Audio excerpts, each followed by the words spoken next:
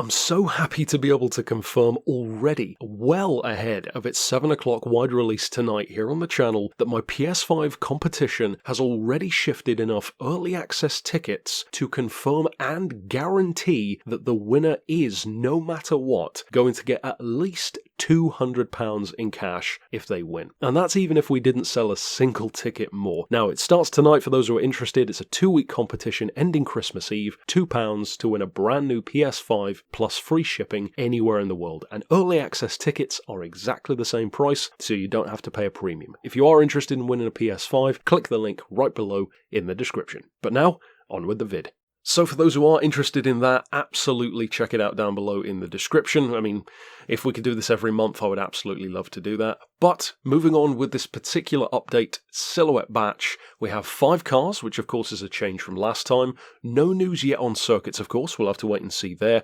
But for now, this is looking to be a very exciting pack, at least for some of us. Now, of course, you can never please everyone, and I've criticised plenty of updates overall, and even the concept of them entirely, but as I've said before as well, it doesn't mean you can't still find something to enjoy. And for me, there's more than one thing that's for sure to enjoy in this one. Now we're going to start top left, we're going to go top left, top right, middle, bottom left, bottom right. So, starting as we mean to go on, it's probably the car that I've seen more comments for than any other, to be honest, to bring to the game for the first time. It's a C8 Corvette. It's pretty clear when you compare it to Google Images. Not only does the shape match, the headlights match, even the little fin on the roof matches, of course. I was thinking initially possibly a Maserati MC20 silhouette, which personally I would prefer, but I think the vast majority of people would probably be more in favour of the C8 Corvette, and it pretty clearly is to me exactly that. So a ton of people are going to be super happy to see that one. Currently, it's in Forza Horizon 5, very good car in that game as well, so I have no doubt it's going to be good in Gran Turismo. Then moving to the top right, we have kind of the duckling, the ugly duckling of the bunch, but not ugly in terms of not being popular, pretty clearly a Toyota Celica ST205 generation with the projector headlamps from the 90s, and it looks, from the scoop on the roof, to be a rally version, which of course would be a return of the iconic white and green rally Celica from the past to the franchise. Not too surprising, of course in Gran Turismo 6 it was already a premium car, an icon to be brought back. Kind of a shame when we get new rally cars because the game still doesn't have that much actual rally content. It doesn't seem to take it that seriously, which I guess has always been a problem with Gran Turismo really, but still a very cool one to have. The middle one, although having the most exciting silhouette, is the car that many of us probably won't care about so much. I, of course, am very keen to check it out, but that is clearly the Ferrari Vision GT. I do find it interesting, though, that the Ferrari is included as a silhouette when one of the main features on the 25th anniversary questions was to win the Ferrari early. So I'm curious what's happened there. So have they scrapped that idea, or is that idea still happening and only certain people can have the Ferrari initially and then it drops later? I'm curious to see how that happens. Then, bottom left, we have what appears to be an Alfa Romeo Giulia GTAm.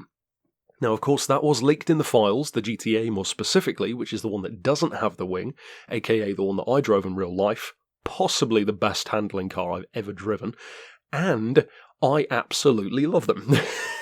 So I'm very happy to see if it is either a GTA with some kind of aftermarket wing, which of course it isn't, or a GTAm, which it appears to be.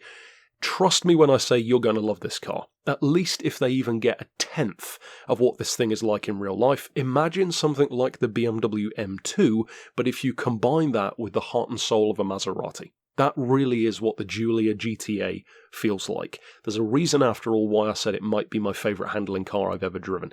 So, if that is a GTAm, which it certainly looks like, that's going to be a pretty damn nice car.